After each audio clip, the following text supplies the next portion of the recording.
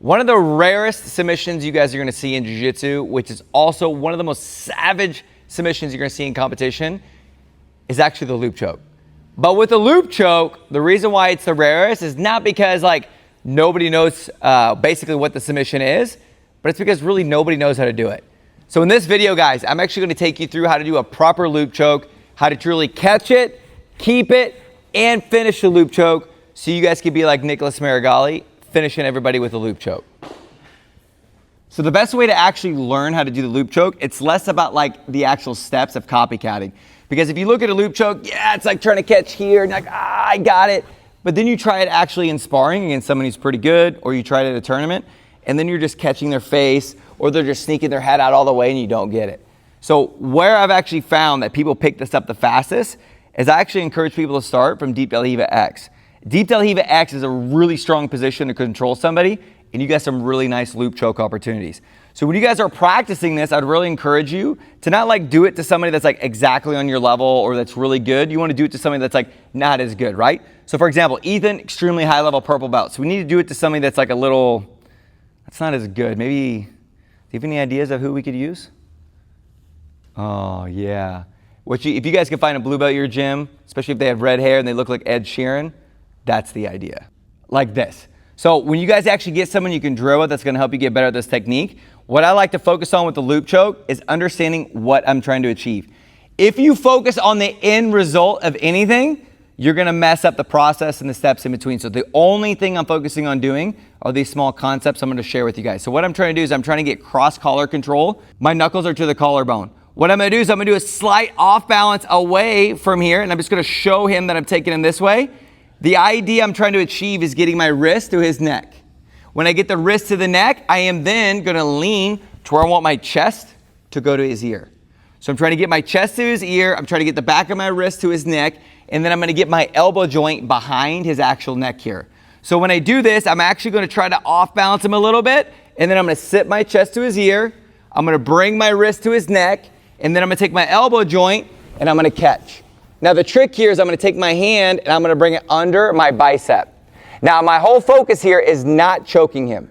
My whole focus is keeping the loop choke.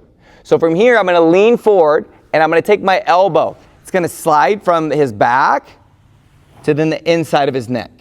While I do this, I'm gonna be leaning towards his head and then I'm gonna lean towards the inside hip here. So as I have this, my elbow's here, I'm focusing on only keeping the loop choke. Keeping the loop choke. I'm leaning forward, now I'm leaning this way here. Now my elbow's on the outside of the neck. I'm only focusing on keeping it.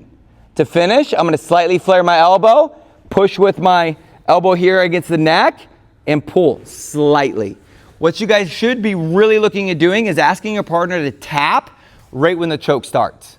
Because if you tap right when the choke starts, you know exactly what the submission feels like. So when I have this here, I'm only gonna focus on catching and keeping the loop choke. But here's the kicker. Where people really mess this up is they think they have to go fast. The faster you go with this, the bigger telltale sign you're gonna give your opponent that you're trying to do something, which means they're gonna tuck their chin to their chest and they're probably gonna flinch and move back, which means we get no loop choke.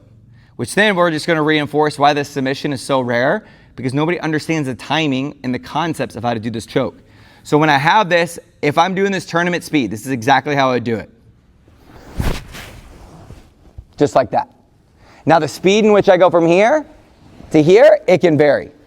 But the speed in catching the loop choke, which is I think the magic secret sauce of this actual technique, is I'm literally just taking my time when I go for it. I'm just casually gonna go for a loop choke here. See my elbows behind the neck, elbow joint behind the neck here. Now I lean forward, now I'm trying to bring my bicep behind his neck. As I slide my elbow to the outside, I'm leaning forward. There's no way for him to escape here. The only way he can get out is by going to meet Jesus or he's tapping. Right, Doy? So again, we have our position here. I'm grabbing knuckles at the collarbone. I'm gonna add a slight little off balance. Some people exaggerate this like this here, but once he settles his weight here, I'm still not at the loop choke and I might as well not even off balance. The kind of off balance I like to do is to show him that I'm thinking about taking him this way. So a little higher level detail here. I'm gonna pull a little bit on his armpit, use my legs and move him like this. So I do a slight adjustment here, like I mean a baby amount. So I get him to think about this way. So then I have a bit of a head start. When I bring my chest to his ear, I catch. Then elbow to the outside as I bring my bicep behind his neck. Then from here, it's focusing on keeping it. The deep De La Riva X, why I like this position so much, is that if I keep deep De La Riva X, there's no real way for his hips and his body to rotate. So then all I do is focus on my upper body, which is where I think this is the best position to actually start learning the loop choke. Now, I mentioned to you guys how to do the loop choke like Nicolas Meregali. And we all know Nicolas Meregali is what?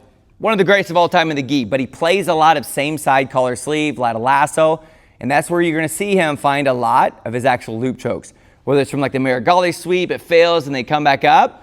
I'm gonna give you guys some details on this because the concepts are the exact same, but there's one part that's slightly adjusted. If you guys remember, I talked about chest going to the ear, but if I have same side collar sleeve, and let's say we're playing in a position like this, maybe even I have like deep lasso or something, or let's even do something a little bit more fun. I have the Meregali sweep, and he's on both knees or whatever, and I'm trying to take him over, having a hard time getting this here. I can't bring my chest to his ear. His ears are on this side here. I'm not gonna bring my chest over here like this.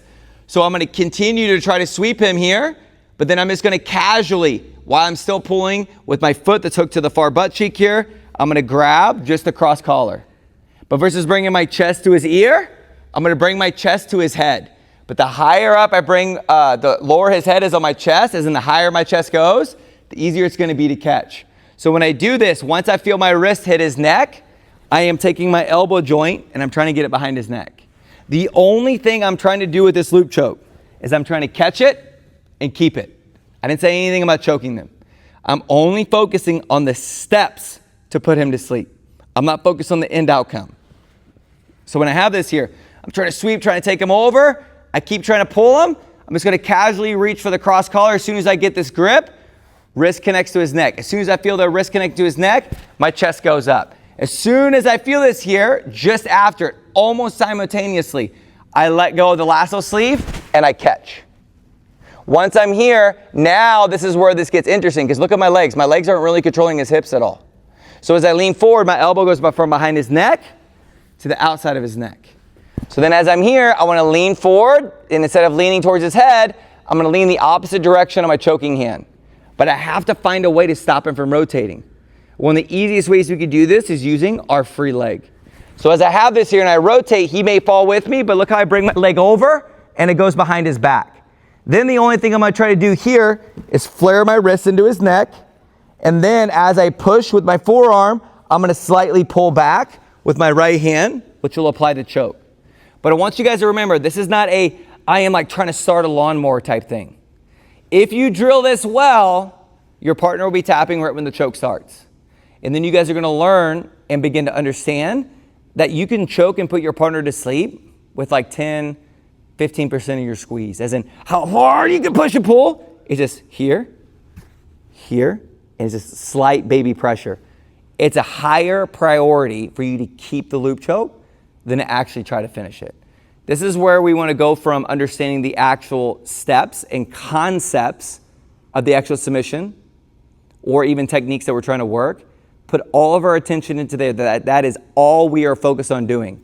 When you focus on those things, you get outcomes everybody wants. When you focus on trying to copycatting steps and techniques and you only think about the outcome and trying to force it to work, you might get some success.